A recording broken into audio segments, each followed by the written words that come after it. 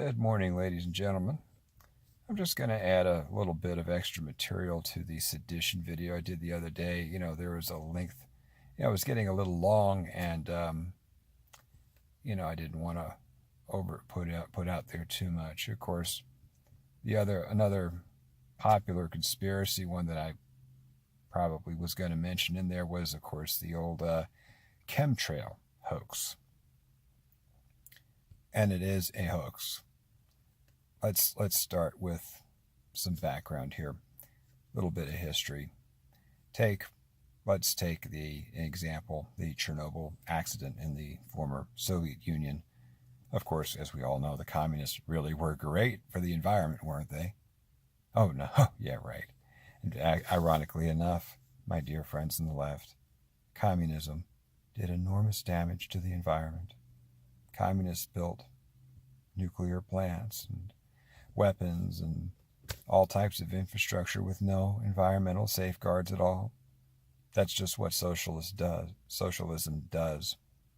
So no, if you have a socialist country, you're not going to have the time or the money. In fact, you're not even going to be able to feed your own people. So obviously there's not going to be any money spent on environmental preservation either. Just so you know, lefties. Too bad. And we'll compare this to another event. The Soviets also created the largest nuke in the world, known as Tsar Bomba. And the interesting thing about this nuke was they detonated it over a pretty deserted area, obviously. And despite that, it still did smash a whole lot of windows and damage some buildings and almost knocked the bomber pilots, their aircraft literally descended a kilometer as the shockwave, outran the plane. See, planes work by traveling forward relative to the air direction. When a shockwave outruns your plane, essentially your plane is flying backwards. It's like you're in a microburst and that plane drops to the ground. And hot air, of course, is also much less dense than cold air, also contributing to the drop. In fact, the odds of survival that the communists felt was acceptable for that bomber crew was 50%. And they did survive. The plane actually had sustained major damage, but they survived. Now you might ask, what altitude did the Tsar bomb explode at? Because this was an air burst. It was not in any way, shape, or form on the ground. If it had exploded on the ground, the fallout would have been much worse because it would have been mixed in with, the substrate and so on the ground. The Tsar bomb detonated at I believe it is 16,000 feet above the ground. Well, now, to give you an idea, your typical older aircraft at the time the jets flew around 30,000 feet. Today, they're flying closer to 40,000 feet. Now, compare that to Chernobyl, where the release of the radioactive isotopes and stuff was probably less than 1% of what the Tsar bomb was. But Chernobyl harmed a lot more people and did a lot more damage because these chemicals were not released high in the air where they could become diluted before they came in contact with living things, but obviously on ground level. When you're talking about poisons, and whether it's nerve gas, radiation, or anything else, or even biological weapons, the altitude that these weapons are released at and the concentrations that they have when they contact target population is of the utmost importance. This relates to another subject, another popular sedition, I guess you could say, or conspiracy. This is the chemtrail thing. Now, let me ask you one trick question. Of all the drugs, vitamins, nerve gases, poisons, and anything that is taken by humans, what temperature do these poisons and nutrients, or whatever it is we consume, what temperature does that break down in the human body? Now consider, I'm talking about all these substances that are made They can be made in China, they can be made in America, they can be natural, they could be synthetic, whatever. What temperature do they dissolve at in the human body? In other words, what temperature do those molecular bonds fail at when acted upon by an organic life form? Still don't know? 98.6 degrees. That is the temperature of your body. That is the human body temperature. Whether it's inhaled or eaten doesn't matter. Now, these seditionist traitors, sadly enough, some of whom are patriots, sadly enough, who ought to know better, seem to think that chemtrails are real. They seem to think that the government or evil people or whatever are putting additives into jet fuel that then runs through a jet engine, which has a burn temperature thousands of degrees, and then releases this stuff 40,000 feet in the air, and somehow or other, this is going to harm people. The fact is, if you took pure VX nerve gas, aerosolized it, and sprayed it 40,000 feet in the air, it wouldn't kill anybody. The concentration's too low. See, the point with these chemtrails and so on, it's not whether you see it or what it looks like. It's whether you can smell it. And jet fuel and jet exhaust has a very distinct odor. In fact, the only way it would make sense to put that stuff in jet fuel and burn it was if you were disposing of it. Any poisons, many chemicals, many even nutrients and vitamins are also very flammable. The most famous example, of course, is nitroglycerin. It's a heart medicine that dilates your blood vessels. It's also a high explosive. Phosphorus, same thing.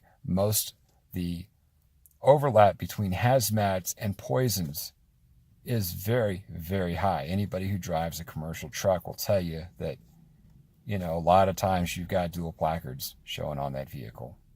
That's just the way it is. So if you think that you can run any poison or agent through a jet engine and that and then somehow poison people on the ground, you're crazy. And the people who perpetrate these frauds ought to know better, and most of them do know better. Most of them do this because it raises money, it gets them attention, and they just enjoy scaring the population. And that's just how it is. I mean, when a plane, for example, does use nerve gas on people, the fight, for example, a military plane bombing people, they put the nerve gas into shells or missiles. The missile drops out of the plane. It draws close to the ground. It detonates at or just above ground level. And that's how that poison is disseminated. I mean, and planes do drop things. If you look at a plane fighting fires, for example, the water is dropped very close to the ground and it puts out the fire.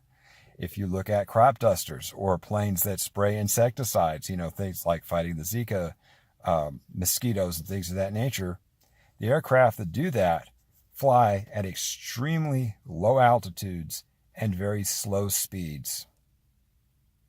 Because even if you could fly a jet 1,000 feet off the ground, and you certainly can fly it very close to the ground, we found that out on 9/11 with the Pentagon bombing, those things travel too fast.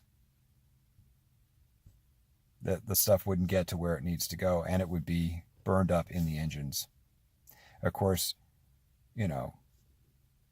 jet planes are designed to carry cargo and humans, and if you were on a plane and it's flying only 100 miles an hour, 500 feet off the ground, and you're not allowed to take any luggage in the belly of the plane, and you got to stop and refuel all the time. I mean, don't you think if you were on a plane and that happened, don't you think the passengers would begin to get a little bit suspicious in an hour or two? The cat would be out of the bag before the plane even landed. Think about it. Okay. And the other thing of them, they're saying, well, this alters the climate. The fact is, aircraft engines don't have emission control devices on them. Why? Because when you fly up there, it's too diluted to poison anybody. Now, the total amount, now, of course, if you're releasing CO2 into the air, I mean, that's the same as, CO2 anywhere else. And by the way, global warming is also a hoax. Okay.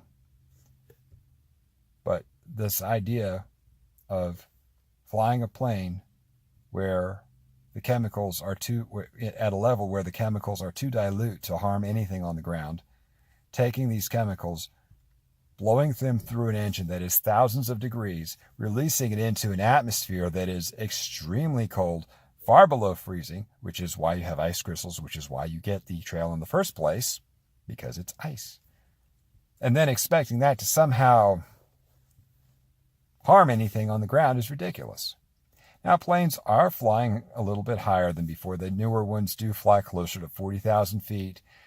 They are lighter. The engines are definitely more efficient. And more planes are in the air.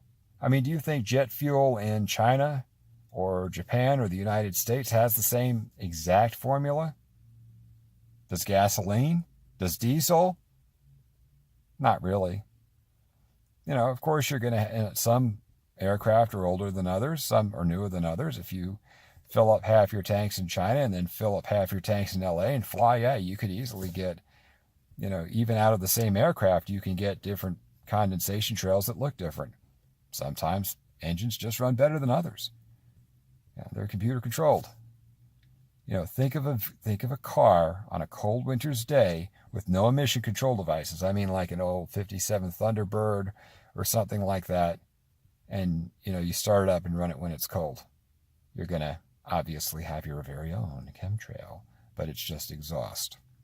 So this amount of stupidity really needs to stop.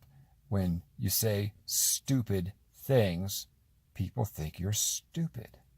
When you say stupid things like the earth is 6,000 years old, like people ran around with dinosaurs, like, Armageddon will happen, well, with the wars in the Middle East, that's a possibility, but it's not going to be supernatural. It's going to be our fault if it does. People don't take you seriously. The left, the socialists, the communists are looking for ways to chisel away at this country and at the people who love this country and defend this country. Don't make it easier for them. They're already casting dispersions on us, calling us rubes. We don't need to make it worse. Yeah, of course, the other thing, and Lord Monckton has an excellent videos on the global warming hoax and why it's a hoax and how they jerry-rig the data, so that I don't really need to cover.